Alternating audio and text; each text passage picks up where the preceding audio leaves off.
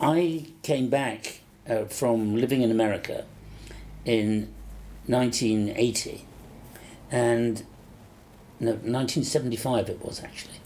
And to my astonishment, out of the blue, I was asked, would I be a governor of the school? And I thought I'd love to put back to a school that had given me so much enjoyment, so many friendships, and also had made me so confident in life. And so I became one. And it was quite interesting because sitting in as a governor, you saw things from a totally different lens. Let's put it this way, probably I saw what was going on in the school from a cloudy lens, which became a clear lens as soon as I was a governor. And I got, after being there a year, very nervous because I saw two things. First of all, that the bursar was not an accountant, and yet he was handling huge budgets, a lot of money, that we had at one stage had over 350 pupils. Break-even was now around 300, 305, and actually going up. And yet we had somebody whose experience in life was working in the colonial office, colonial service, running the accounts, whereas we needed an accountant running the accounts. That was the first thing. The second thing is that we had a lovely guy in Donald Matheson as headmaster, who was a very good physics teacher, but he couldn't sell a heater to the Eskimos. And that was a problem because selling the parents, in spite of all you see, was getting more and more difficult because the pattern of the way parents wanted to educate their children had changed. I was sent there to be away from home, and I was only allowed home in the holidays. And parents had got to the stage they didn't want their children away from them. They wanted to, as I did with mine, that I wanted to be beside them and see them for dinner in the evenings, teach them to behave badly, and all the things I possibly could do like that. And so there was a diminishing demand. And then it wasn't as though we were in pole position because Allhallows didn't have a motorway. It didn't have a main railway service. It was 180 degrees mermaids, and we couldn't actually attract mermaids to the school, so that was going to be an issue. And there was also a reticence within the governing body to realise that academically we weren't strong enough. And so we had a real crisis coming our way. Now, some people could see it, some couldn't. And some were just entirely focused on their level of expertise, which is right, but couldn't see the broader picture. And I started getting really worried about how long the school could survive. So I came up with one or two ideas to put to the governing body, none of which sadly came about. The first was I was on the board of an Australian company, and I had to go down there 6 times a year. And I got to know the rest of the board very well. And 2 who were about my age had gone to Geelong Grammar School. And we were talking one evening, over several glasses of wine, about Geelong Grammar School, which had a worldwide reputation.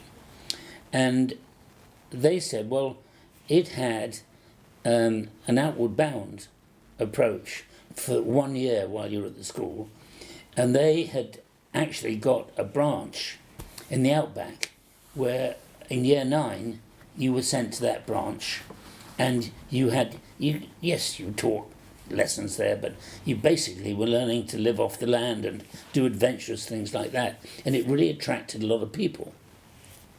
So I thought, well, Allhallows, it's not like the outback, but it's got enough around it with the beaches, the cliffs and everything that we could set up something like that. But we needed a feeder, or we needed a joint venture. So with the permission of the governing body, I went to see the headmasters of Taunton School, King's Taunton and Queen's Taunton, where there happened to be a headmaster who I'd played hockey with, and we were great friends. They all loved the idea, But when we looked at the mechanics of it, it meant that their year 9 pupils would come to Allhallows and stay for a year. And they couldn't work out the financial side and how it worked. And I put it initially as a joint venture, but then I said, well, you know, you could buy the school, which wouldn't cost a great deal, and implement it. So that fell away, which was sad because I think it would have worked. The next thing I did was said, well, we need a prep school as a feeder, and that would help us with numbers. There was a very good prep school in both Seaton and an even better one in Sidmouth. So with the governing body's permission, I went and talked to them, and they thought it would help them in several ways. But the money they wanted for the ability to buy that was way beyond us. And also the bursar had already taken out loans from the banks, which we had to repay. Interest rates in those days, you might remember, were very high. And I thought, well, we just couldn't put more debt onto the school. It wouldn't work. And numbers really started to slide. So we approached it in two different ways. One, cut costs, but unfortunately, although he cut them in the budget, the bursar didn't seem to understand that's what he had to deliver. And we were always over budget, which was really sad. Secondly, reduce the level of staff. We were not going to go and make people redundant, but if people left and we didn't have to replace them, or somebody else could do that teaching, that's what we would do. But I think the thing in the back of my mind was that everything we're doing is negative, and it wouldn't boost the school's image in any way. And we needed a headmaster who could attract parents rather than really frighten them away. And so we bit the bullet and decided to have a vote as to whether Donald Matheson should stay. And we decided to do it off-site in Exeter. And it was an all-day meeting because the academics on the board said, you can't fire a headmaster. Whereas the business people and other people had said, but he's stopping the school growing. Fortunately, one of the people who was against it, his lunch didn't agree with him and he had to go off with diarrhea. And we moved it by one vote, and that was his vote. So we were lucky. And dear Donald went off to Sherburn. The second side, decided we couldn't afford the redundancy payment to the bursar, even though I felt we needed to change it. But anyway, we had an interview for headmaster, and we really were lucky.